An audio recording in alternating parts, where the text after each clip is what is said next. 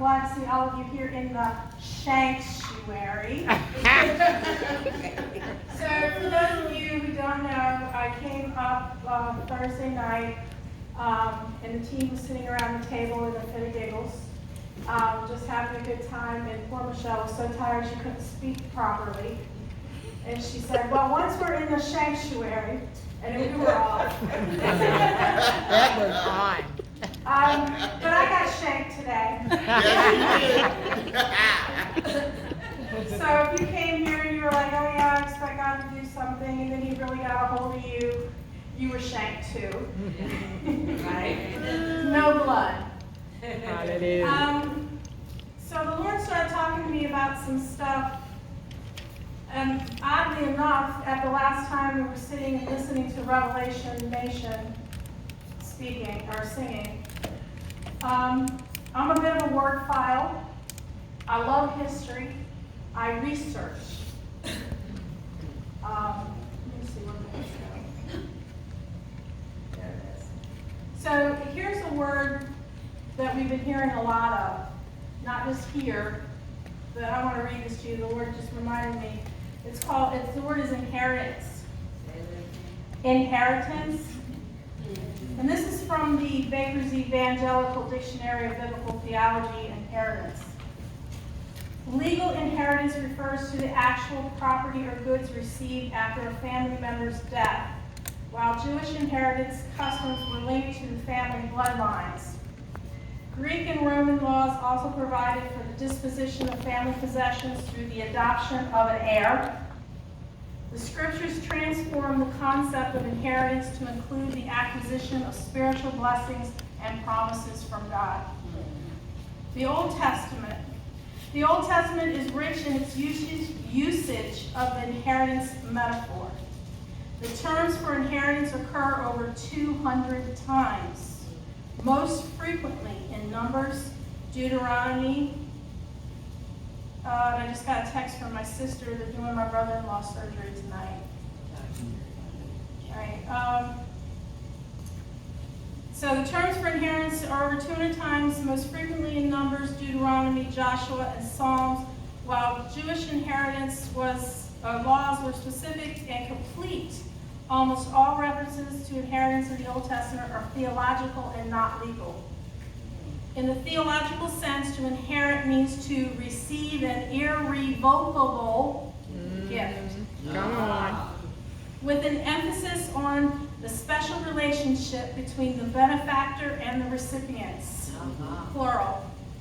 Unlike legal inheritance, the benefactor, who is God, does not die.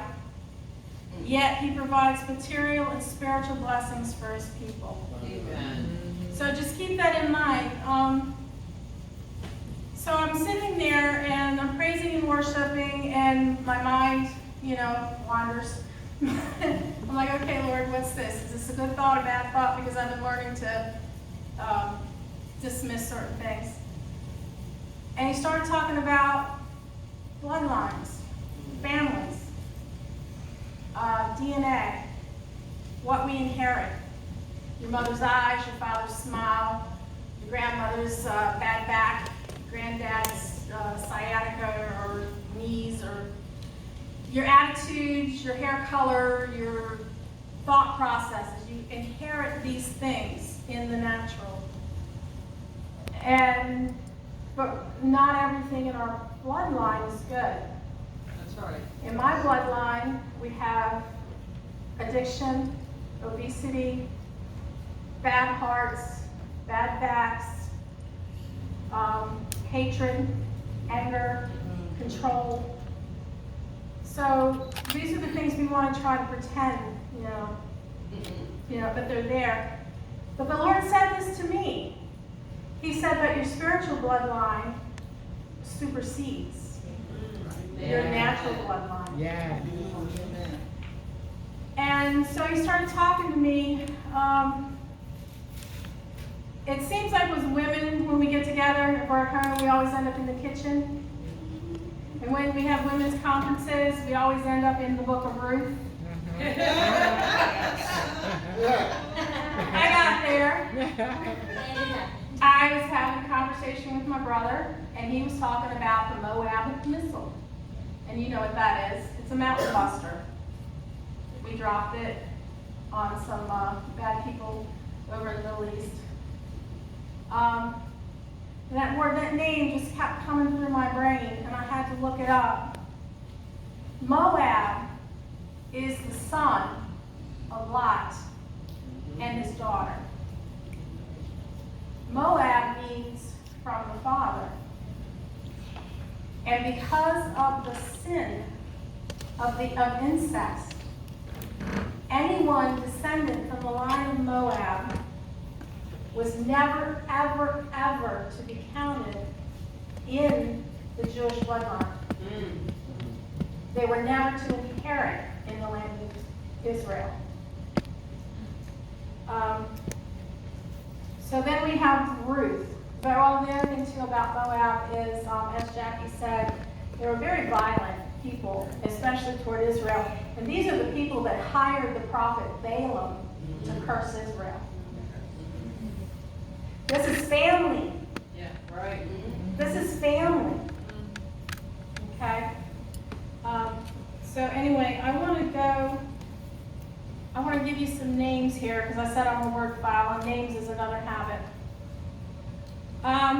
We have characters in this story. Elimelech, the husband of Naomi, his name is My God is King. Naomi is pleasing, but they named their sons Mahlon and Chilion, and please, I'm not real good with the pronunciation.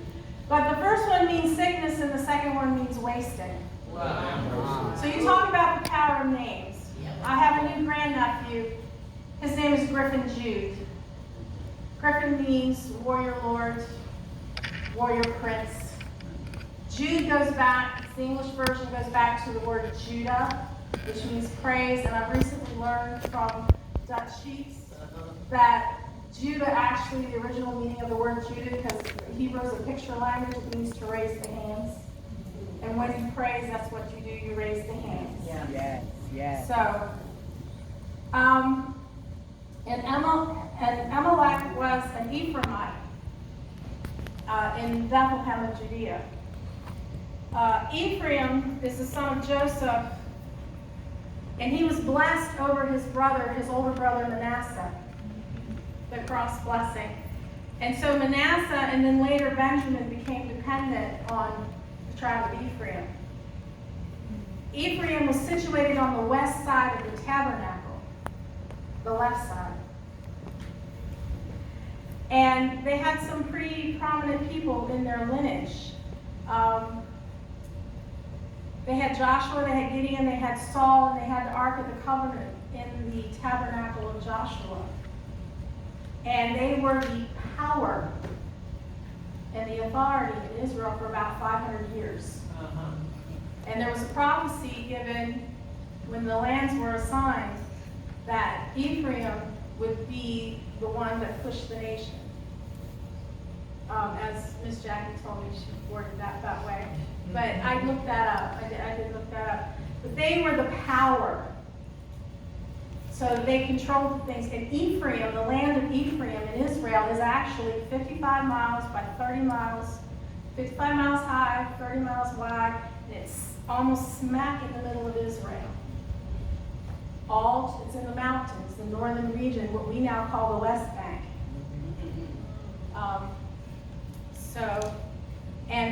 When God chose Mount Zion, because he loved it, for the tabernacle, for the new temple, and he chose Judah, all of Ephraim's power waned. And they became jealous and became a problem to their cousins. And they were in control through the judges, which is the time of Ruth. So, there we go. So I'm just going to read you this so you can get the picture. Then Naomi, I'm new at this. It's all right. Doing all right. You're doing good. And I'm reading out of the Amplified. I like the Amplified. In the days when the judges governed Israel, there was a famine in the land of Canaan.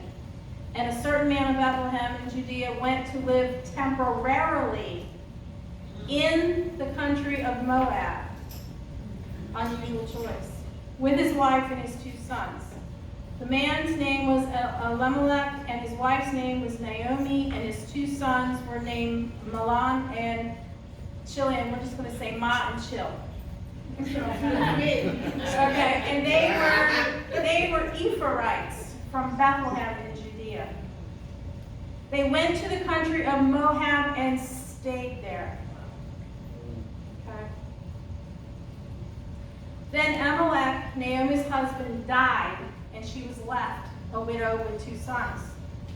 They grew up. They took 2 wives from the Moabite women. The name of one was Orpah, and the name of the other was Ruth. And they lived there about 10 years. And then both of the sons died. So the woman, Naomi, was left without her 2 sons and her husband. So you have 3 widows, 2 of them in the land of their birth, and one was supposedly just passing through. So we know the story. Naomi says, I'm going back to my family. You girls stay here, find new husbands, have your life, live your life. They cried. Orpah said, let me go with you. And Naomi said, no, it's going to be in Nor. Okay, so she turned around and left, but we all know that Ruth said, wherever you go, I will go. Wherever you lodge, I will lodge. And your God will be my God. Right. Her natural bloodline as a Moabite was superseded when she stepped over, transitioned into your God will be my God. Yes. Yeah. Her spiritual bloodline superseded. Thank you, Lord. Yes. And this is what happens to us when we come into the kingdom. Come on now. Our spiritual bloodline. And when I talk about that, we didn't grow up around my cousins. The Lord pulled my mom and dad out and set us aside, and we go back to visit, but I didn't grow up with a close cousin. I didn't know all of my aunts and uncles. And I tell people I could meet a cousin on the street and not know who they are and not like them.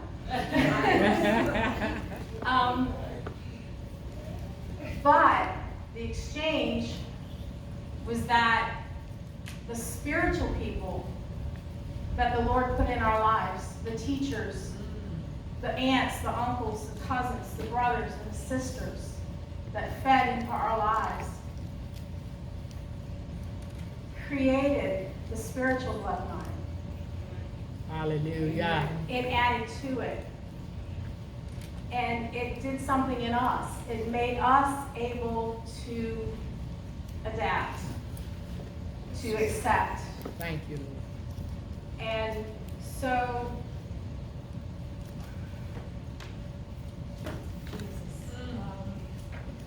Thank you, Father. Yes, Lord. Bless you, Father. Yes. Thank you. when I was doing this, I kept wanting to write stuff down, and the Lord wouldn't let me write anything down. He just kept giving it to me in pieces.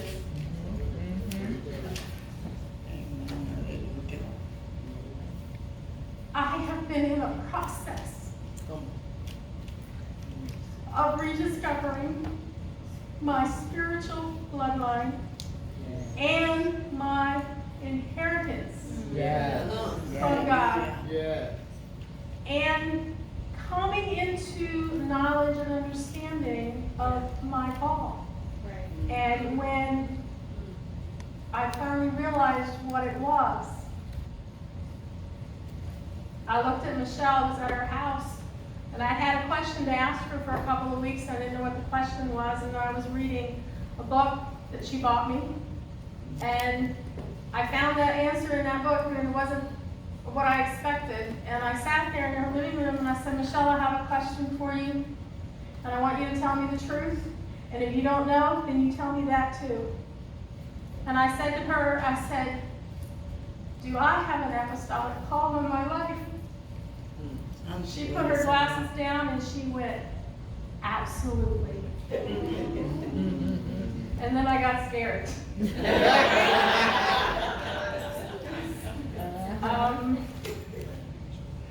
Because it's what? Me, God? Really? Are you sure? Yeah. And it's always been a struggle to believe that God can do what God can do. That His Spirit overcomes the natural. Yes. And not to discount the natural, because it's where He placed us. But we're there. The other part I want to touch on is the redemption of Ruth, the kinsman redeemer. You know the story, I'm not going to go through all of that. If Naomi had been a little more realistic, she could have gone back to Israel and went to the nearest kinsman redeemer legally and said, this is your obligation. Yeah. And I looked in the book of Ruth, and you know what? They don't name him. No. He's not named. And I thought that was interesting. But if Naomi had been more legalistic, she could have forced him to meet his obligation. And in case you don't know, the kinsman redeemer, he can buy the land that is owned by Naomi's family, her husband, her sons, because all the land in Israel was given out at the time of Moses and Joshua, and it was perpetual. Right. Everyone got a piece. There were even women who inherited because they had no sons. One man had no sons. But part of the price was he had to take Ruth for his wife in order to redeem the land, to buy the land. He did not want to do that because he didn't want to be tainted by Ruth's natural bloodline. He felt it would curse him and leave him without an inheritance. Yeah. Now, Boaz is in here. And Boaz's name is swiftness. Swiftness. Strength is within him. Boaz didn't waste any time. Okay, when he realized what was up, he didn't waste any time. He went to the market. He went to the near kinsman redeemer. He said, listen, we got a situation. This is what I want to do, but you have the right. I don't. And he was, the other redeemer was, he wanted the material. He wanted the land. But he didn't want the woman. Because they were supposed to marry and raise up children in the name of the dead husband. He did not want to do that. So he said, you can have it. You can have the land. And here's the thing the Lord showed me. Is sometimes in our spiritual bloodline, you can end up in the wrong place. Out of the wrong order. If she had been redeemed by this unnamed man, she would not have been in the tribe of Judah or the tribe of Benjamin. She would not have been in the line of David, in the line of Christ. Yeah. She would have just been another woman, another Ephraimite woman, which is what she would have been had her husband not died, had her father-in-law not taken his family to Moab, had the Lord not allowed a famine in the land of Israel to send them out to bring her in. Yeah. Yeah. Yeah. And as I said, I love history. And I have been watching on YouTube history things, old history, like prehistory they call it. And it has been amazing to me how civilizations have been brought up, moved over, and brought down. so that the gospel, so that the world was prepared for the gospel, for Hallelujah. the coming of Christ, for the Hallelujah. spread of Christianity. Yes, Lord. So that we could be here today, sitting in our inheritance. Yes. Hallelujah. Okay, we all got bumps and bruises. We got things we don't like. You know, we inherited. I'm this shape. My Italian grandfather apologized to me when I was 18. He said, "Dawn, I'm sorry. The men in my family, when they hugged a woman, they like to know she was there." Okay, Rabbi. All right, I'll take that. You know. So we make choices and we make decisions. And we make those in the natural, and sometimes they're life-ending. Yeah. But when we make bad decisions in the spiritual, it's not life-ending. You can be redeemed. Yes. You Yes. can be redeemed. You Yes. can be restored. You Yes. can be healed. Yes. You can be brought back into your proper place, into your proper alignment. Hallelujah. God's got a plan. And just because you go AWOL for a decade and don't want to come and sit in a church full of a bunch of little old gray-haired ladies who are going to die and then leave you because you get attached. And you sit in here and you see the cracks in the walls that have been repaired. Thank you, Jesus. And, you know, they've got a table over here that says, "This, do this in remembrance of me." That's from the 1970s, I can tell you that. 60s, 70s, yeah. All the old wood and everything. I'm like, "Lord, what are you doing here?" He said, "Let me show you." He blew the front of this church off, and he showed me a 360 panorama of this neighborhood. He said, "You see all of this?" I said, "I see it." He said, "It's mine. It's Hallelujah. mine." And he started to show me what he intended to do here. And I felt his presence in here. And in Michelle, I have found a sister. And Maureen hit it on the button a couple of weeks ago. Y'all think too much alike. And Jackie, my playmate over there. Danger zone. Put the three of us together. We went to a conference in York for Key Fellowship, and someone came up to us, James, was it? And he said, "The Lord told me that you guys are a three-strand cord. When you're together, there's nothing you cannot do." You Hallelujah. know, so, Hallelujah. and we're different. I'm the youngest of them. I'm the baby. I love me. Little child. Little child syndrome, Michelle. And Jackie's the bossy older sister.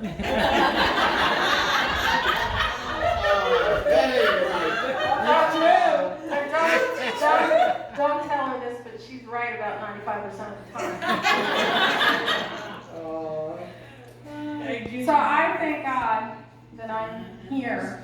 Amen. And I thank God for what he did. I knew the Lord was going to do something, but I didn't know what, and I didn't know when, and I didn't know how. And he used a crisis in my brother-in-law's life. My brother-in-law, for you guys don't know, is been on dialysis for kidney failure. It's something that's in his family. It's a curse. My mom has a word for him when he's able to hear it. And I asked for prayer. And bless Sister Robin over there. The Lord says, "Well, why you got her?" He pulled out some stuff in me that I thought was gone. And, but he's so gracious. Yes, he Yes, is. Yes, Lord. He's Yes, so Lord. gracious. That's about all I have. So thank you for listening. I hope you enjoyed it.